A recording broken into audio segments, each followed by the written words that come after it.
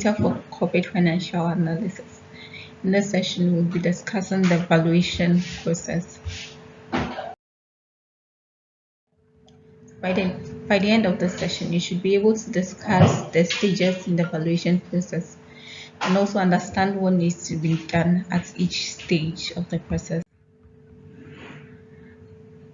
In as much as valuation is an art and not a science, there are still processes that need to be followed at each stage when undertaking a valuation of a business. So there are 5 stages in the valuation process and we'll discuss them subsequently. The first stage is understanding the business. So this includes your ability to evaluate industry prospects and assess the competitive position of the company you want to value. So you'd want to take note of corporate strategies, their technological edge. You'd also want to pay attention to any competitive or comparative advantage the company has in the industry. This will help you to get a full view of the nature of the business that the company does. And also, if you're not familiar with the kind of business that the company does, you would want to take time and research upon it, because you wouldn't want to value a company whose operations you don't understand. In as much as valuation includes several processes, you have to make sure that any preconceptions you have will be assessed, because like we said, valuation it's a very subjective exercise, and therefore any preconceptions, any biases that the individual or the valuer brings would find its way into the value. So it is very necessary for you to understand the business you want to value and then undertake any necessary evaluations that is needed. After you've understood the company that you want to value, the second stage is to forecast the company's performance. And this can be done using 2 approaches, either the bottom-up approach or the top-down approach. So you can achieve forecasting you can achieve the company's performance by forecasting and studying the company's financial information. So usually the primary source of information you can get about companies is from their financial statements, and also you can use their annual reports, which includes both financial and non-financial information. For the purpose of forecasting, you need more of the financial information than the non-financial one. Therefore, you'd have to evaluate the financial information. You should take note that you do not only want to assess the company or forecast the performance based on only the quantitative factors. You'd also want to take note of the qualitative factors that can also have influence on the company's performance.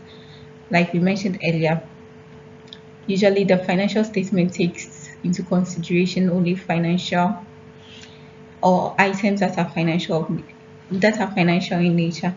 Like we said, there are other necessary or important items that contributes to the growth and success of companies which do not actually have any financial reporting. For example, the quality of human resources that a company has can equally determine how well the company will grow and how well it will improve in its operations and how efficient and effective it can become. However, very few companies employ the human resource accountant. Some do not do it at all, and they do not also disclose such information. So you'd want to consider both quantitative and qualitative factors or information that can affect the performance of the company while forecasting their performance. The third stage of the valuation process is to select an appropriate valuation model. So there are various models that can be used in valuation.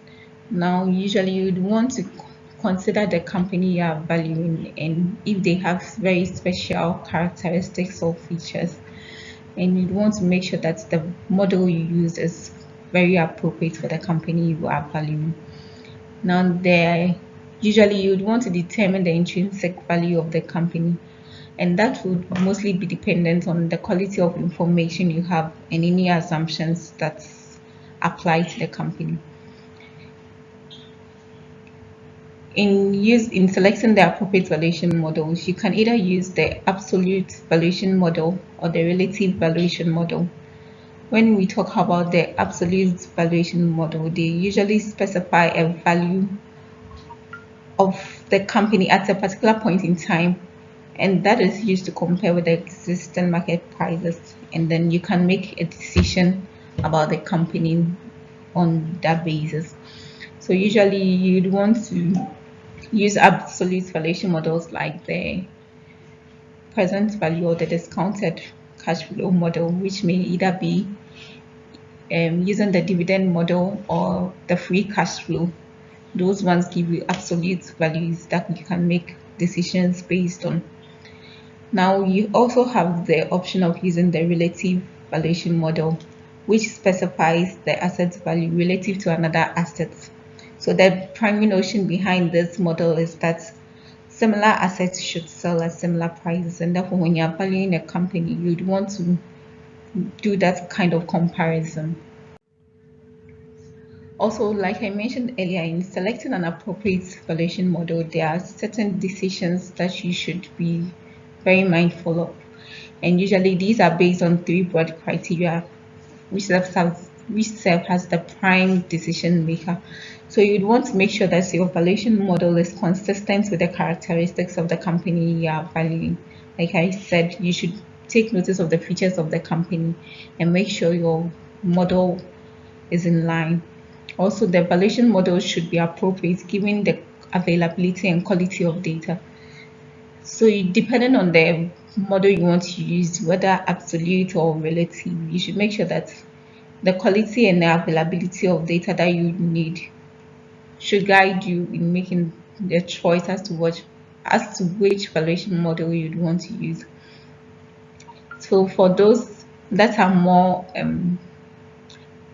easy or data is readily available, and I mean quality data, you wouldn't mind using or paying attention to financial information if you know they are of high quality. In situations where you do not actually have a lot of information or data that you can base your assessment on, then you may want to consider using or going towards the relative valuation model basis, where you want to use or apply the notion of similar assets selling at similar prices. And that will help you make more informed decisions. Like we said, value is subjective. And therefore, different individuals may place different values on the same assets.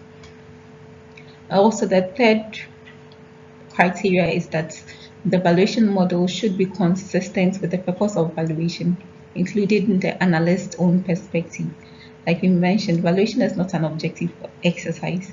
Therefore, any preconceptions, any biases that the valuer has will find its way into the value. So you should make sure that you are aware as an analyst or as a valuer, you know your own biases. And also you should know the purpose for which you are conducting that valuation. If in our previous session we mentioned four purposes of valuation. It could be for transaction, it could be for compliance, it could be for planning, and also for court cases.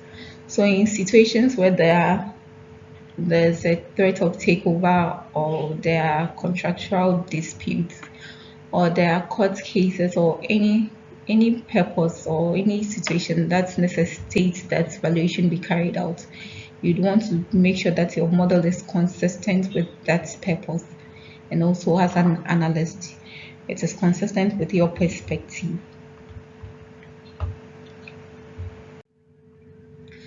So the fourth stage of the valuation process is where you convert your forecast into valuation. So here you apply your forecast to the model that you have chosen, and then you come out with a value. So your forecast may be either you choose to use the free cash flow or the present value, any one you choose to use. You apply them to the model that you want to use, either the absolute or the relative, and then you come out with a value. So sometimes it may necessitate that you have to forecast cash flows of companies and use the discounted cash flow model that will help you to determine the present value of the business. And you should also know that the value of a company that would seek to continue operations into the future would be different from the value of a company that is winding up.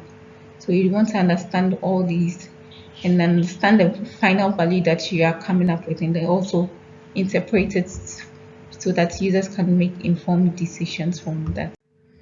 So the final stage of the evaluation process is to communicate the information to users. Like we said, the purpose of undertaking evaluation or any kind of analysis is to make sure that users are able to make informed decisions, economic decisions, financial decisions, whatever decisions they need to make.